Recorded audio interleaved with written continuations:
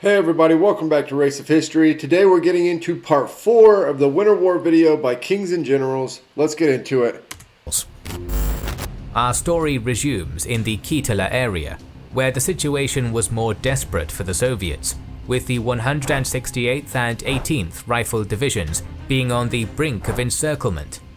On January 3rd, General Helgoland started to prepare his 13th Division for a major offensive aimed to destroy the Soviet forces right where they stood.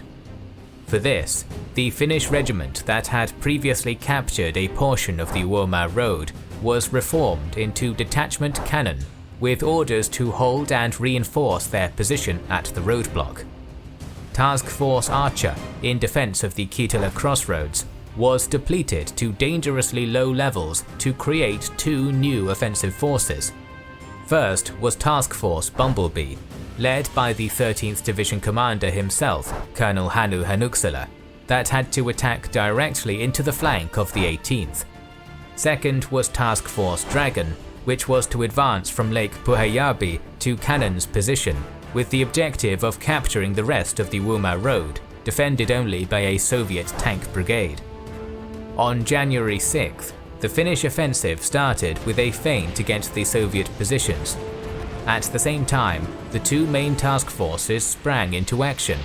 Hanuksala managed to gain control of the road, bisecting the 18th Division, while Task Force Dragon controlled the same road further east, completing the encirclement. As the Soviet units didn't panic or launch a counter-offensive, the Finns continued with their maneuver, establishing two motti around the 18th's headquarters at Lemeti. As a result, Helgoland quickly ordered them to continue the attack towards Koivinoja on the shores of Lake Ladoga. If successful, the 168th would be completely cut off from the rest of the Red Army. But Hanuksala knew better. First, they needed to secure their grip over their two large motti and repel any relief attempts by the rest of the 18th Division. Furthermore, temperatures below -40 degrees Celsius were taking a heavy toll on both sides, but especially on Task Force Bumblebee. Once the two motti were secure, the Finns started their advance south in encirclement of the 168th Division. By January 9th, Task Force Dragon had occupied the Koivuselkä hamlet, cutting off the Soviet supply route to Pikkurenda, while Hanuksala proceeded to Pakitsanmäki, a small hillock overlooking the Pikkurenda road. The next day, both forces joined at Koivinoja and captured the town, thus preventing their foe from escaping southwards. Although the Finns had created 11 independent motti between Kitila and Koivinoja, the encircled Soviet forces defended their ground with great tenacity. Furthermore, the Soviets were bolstered by a large number of pack animals and were still being supplied by air, so they weren't going to be starved into submission. A week later, the Finns had managed to strengthen their position along the Pikkurenda road, but the Soviets were still resisting tooth and nail. When Helgoland was reinforced by the 64th Regiment, he immediately created Task Force Race to strike at the new enemy formations approaching Pikkurenda from the southeast. This was the 11th Rifle Division, commanded by Pyotr Borisov, and their attempts to re-establish a connection with Pikkurenda would fail throughout January and early February. On January 22nd, Hanuksala started an attack against the western Lemeti motti. The following day, the Finns occupied one of the Soviet fortified bases, but the offensive wouldn't see much progress overall. On January 27th, Helgoland ordered a renewed attack to be carried out by several small assault forces. These were largely unsuccessful, but one of them managed to capture two heavy mortars. With these deadly weapons, the Finns split the enemy forces and reduced them by February 4th. Further west, Task Force Ram had managed to encircle the 208th and 316th Regiments in early February. Despite the Finns' relentless attacks, the Soviets managed to resist submission, and on February 17th they attempted a breakout. This action would decisively fail, and the Soviets would be cut down almost to a man. On February 5th, the 11th Division was ambushed by Task Force Race, and Borisov himself perished in the struggle. Leaderless, the 11th ceased all their attempts at relieving their fellow countrymen and adopted a passive stance instead. Further to the northeast, where the Finnish 12th Division had barely managed to halt the Soviet advance against the Lomolo crossroads, the Finns continued to offer dogged resistance at the Kola River. Colonel Lauri Tiainen had very few forces, but he needed to reinforce his fellow countrymen to the south with the objective of cutting off the rest of the 18th Division. On January 12th, Tiainen created Task Force Tiger to assault the Soviet strongpoints at Uuma. By January 17th, Tiger's 2 battalions had managed to cut off the road on both sides of the village, while the rest of Colonel Tiainen's forces proceeded to take control of the Uuma road, creating 3 new motti. Just like in Lameti, however, the Soviets resisted fiercely, preventing Task Force Tiger from capturing their objective. Back at Kola. And yes, they were able to resist just straight up being overrun continuously. However, obviously this is not the Soviet Union is not exactly on the offensive here. They are literally getting encircled and pushed into corners all over the road here. This is what the Finns do extremely well in this conflict, is splitting up larger Soviet groups, encircling them and destroying them. It is the thing that is maybe the most notorious of everything that happens in the Winter War, is the ability of the Finns to do this seemingly over and over and over again to all different groups and divisions across the Soviet front. The depleted Finns were reinforced by the 23rd Division, but when the Soviet offensive on the Karelian Isthmus began, only the 69th Regiment could be spared to remain on this front. By the end of the month, the 69th was already fighting over the frozen river when Tiainen fell ill, so command of the division was reassigned to Colonel Antero Svensson. This man would soon face a perilous situation as the Soviets regrouped for a new offensive.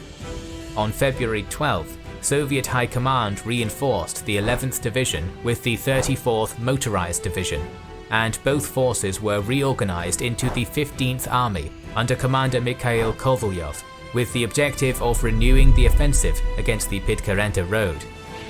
As further attacks on Pitcairn failed, Kovalyov would be replaced by Vladimir Kurtjumov, and the Soviet High Command sent them the 144th and 119th Motorized Divisions as reinforcements, although their arrival would be seriously delayed. On March 6th, Kurtjumov ordered the 34th to start a general offensive on the Pitcairn road. The Finns were entrenched on the islands south of Koirinoja, and a bloody struggle ensued, but despite the heroic Finnish resistance, the 34th was highly successful, capturing the large Petäjäsaari Island and the key Maksimansaari Island. Over the next few days, the last of the islands were cleared, and a supply route could be finally established to the 168th Division, encouraging them to continue to resist Finnish attacks. Meanwhile, the Finns retreated to Koirinoja, where they established solid defensive positions. These positions would hold on until the end of the war against the full might of the 15th Army. The retaking of the supply lines, however, brought much hope and courage to the encircled Soviets. In early February, the Soviets trapped around Lavajärvi succeeded in a breakout, getting 810 men to safety. But not every attempt would be so successful. At Lake Saarijärvi, the Soviets had all been killed or captured after their breakout failed at the end of the month. The 2 motti at Uuma and Sira, meanwhile, would hold on with dogged resistance until the end of the war, without attempting any escape.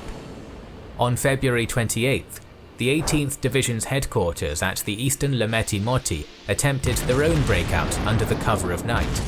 The Finns were taken by surprise, but they managed to inflict 400 casualties on the fleeing Soviets. Although the Soviets managed to break through the Finnish line, they ended up encountering heavy Finnish opposition on the shores of Lake Vuotanajärvi, where the division command was destroyed. Only 1,200 soldiers managed to escape, 900 of them wounded. The 18th Division ended up suffering over 9,000 casualties, the heaviest on any unit in the entire war. In contrast, the 168th Division continued to offer fierce resistance around their perimeter until the end of the war, although suffering heavy casualties as well. After the victory at the Pitkärinta Road, the Soviet 8th Army had more forces available to reinforce the Kola River front. Towards the end of February, Commander Grigori Stjärn had amassed 6 divisions to carry out a renewed offensive against the Finnish positions, including the 1st Rifle Corps that had retreated from the Battle of Eläjärvi. Stjärn's plan was for the 1st Corps to attack in a 3-division-wide front to prevent any encirclements, while the 14th Rifle Corps to the south flanked the Finnish defences and enveloped them. On March 2nd, the Soviets started their offensive with a preliminary bombardment. By midday, the 3 divisions of the 1st Corps and the 128th Motorized Division from the 14th started their advance. Despite the great superiority in numbers that the Soviets enjoyed, Colonel Svensson had prepared for such an assault, setting up barbed wire obstacles and arranging his forces in defensive positions to take advantage of the deep snow. The frontal assault of the 1st Corps failed, but the 128th to the south fared a little better, as after crossing the Kola River, the Soviets managed to advance to the eastern ridge of Lake Nätsäljärvi. The following day, the 1st Corps resumed its attack, breaking through the barbed wire at some points. But the Soviets suffered massive losses for little gain, as the Finns killed everyone that managed to make it to the breach. And again, this is kind of the entire Finnish mindset of this conflict, is there are times where we'll give ground, and in some cases we'll give quite a bit of ground, but the exchange that they're willing to make for the ground is in Soviet lives.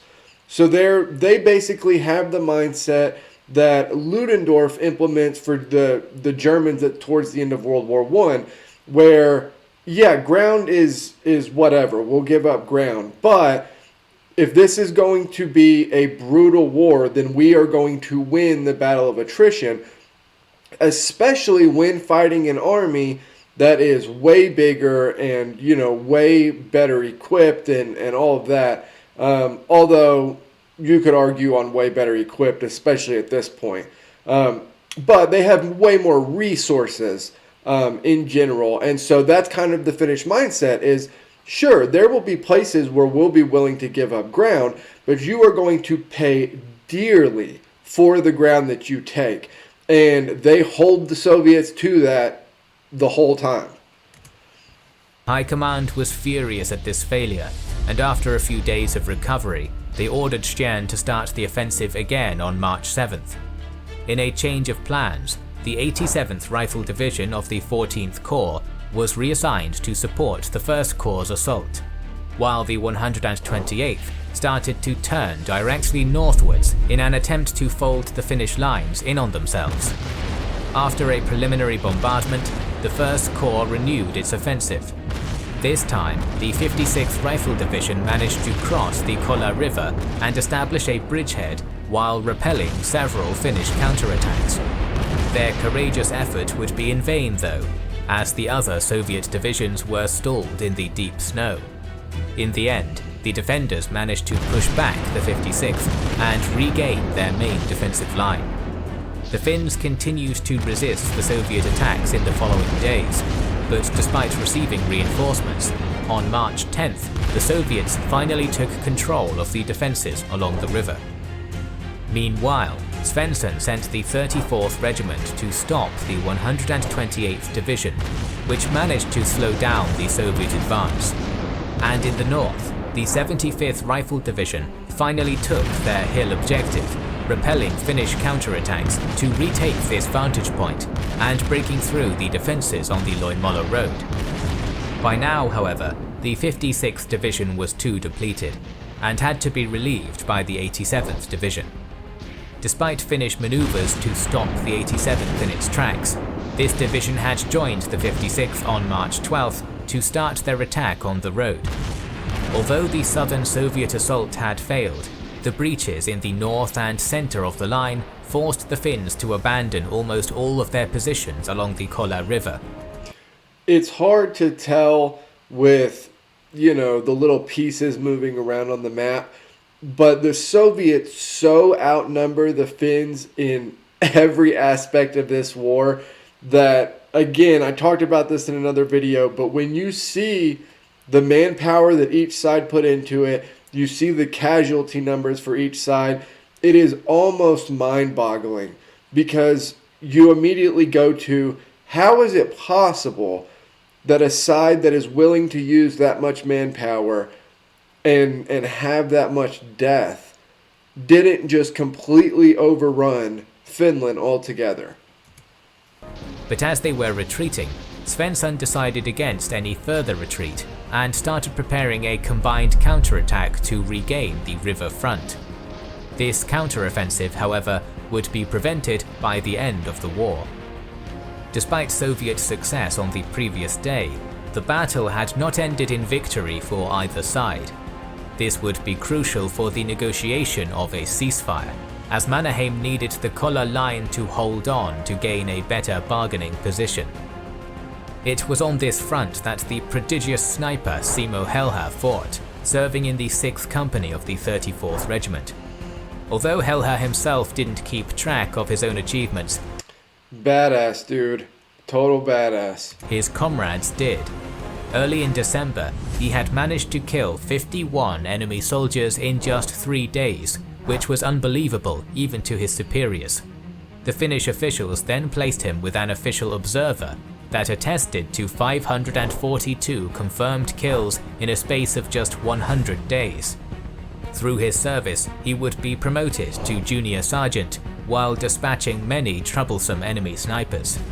The legend of his prowess and achievements soon extended throughout all the known world, and he became known to the Soviet soldiers as the White Death. On March 6th, while adopting a high knee shooting position, Helha was shot in the face with an explosive bullet which pierced his left cheek. Although he was proclaimed dead, he actually survived and managed to recover with the help of 10 operations. He would never return to frontline service though, and he would go on to live until the age of 96, finally dying in April 2002. Further north, Group Talvala had managed to stabilize its situation at the Aitajoki line, as the 1st Rifle Corps was ordered to retreat for the renewed assault against the Kola River. As a reward, Colonel Paavo Talvala would be promoted to Major General for his success and determination. But in February, their northern position at Lieksa was threatened by the elite soldiers of the 54th Mountain Rifle Division advancing against the town of Kumo. Led by Commander Nikolai Gusevsky, if the 54th could breach the Finnish defences, they could drive south in a pincer movement against Lieksa or north against Suomussalmi. In the previous months, the 25th Regiment had managed to halt the advance of Gusevsky's forces with the execution of small-scale guerrilla attacks. But once Colonel Hjalmar Salasvuo from the North Finland Group had secured victory at Suomussalmi and the Rate Road, he was ordered to take his 9th Division to the defence of Kumo. By the end of January, when Salasvuo arrived at the front, Gusevsky's forces had already dug defensive positions along a 45-kilometer road. Salasvuo would use the same Moti tactics that he used back in Rate, preparing ice roads and setting jumping-off points for his soldiers. Salasvuo's men were highly experienced in these Moti tactics, and on January 29th, the soldiers would start to execute the encirclements. In a matter of hours, Gusevsky's men would be surrounded by 5 Motis, suffering tremendous losses. The following day, the bulk of the 9th Division was engaged in pinning down the trapped 54th soldiers, while Colonel Johan Mäkiniemi led a strike force to capture the strategic Lotavara Hill, preventing any further Soviet relief attempts from the east. When the hill was captured on January 31st, General Choikov assembled a task force of 2 ski battalions to dislodge the Finns from Lotavara. But this task force was catastrophically disorganized, and over the next few days, Mäkiniemi destroyed the ski battalions almost to a man. The Soviets, though, still regrouped at Kilpalankangas and prepared to renew their assault, which alarmed Salasvuo. He sent several attacks against this position until the Soviets had to retreat to Riihivara on February 9th. 2 days later, the Finns started an all-out attack against Gusevski's headquarters at Luelahti. For a total of 4 days, the tenacious Soviets managed to hold the Finns at bay, but then a new threat appeared from the north. On February 11th, the Soviets had sent a ski brigade under Colonel Vyacheslav Dolin to cut off the Finnish supply route, and he had managed to break contact with Finnish forces in the Kiekinkoski area. This was because Dolin had been handed highly inaccurate maps, and the route he ended up taking caught even the Finns by surprise. But this would ultimately be his doom, as the Soviets were now trapped at Vetko and the Finnish snipers were quickly pinpointing them. On the morning of February 15th, almost 400 Soviet bodies lay on the battleground, Dolin himself among them. Choikov then tried to relieve Gusevski by sending the reformed 163rd Division on February 25th, but this force would also be repelled by the ferocious Finns at Lotavara Hill.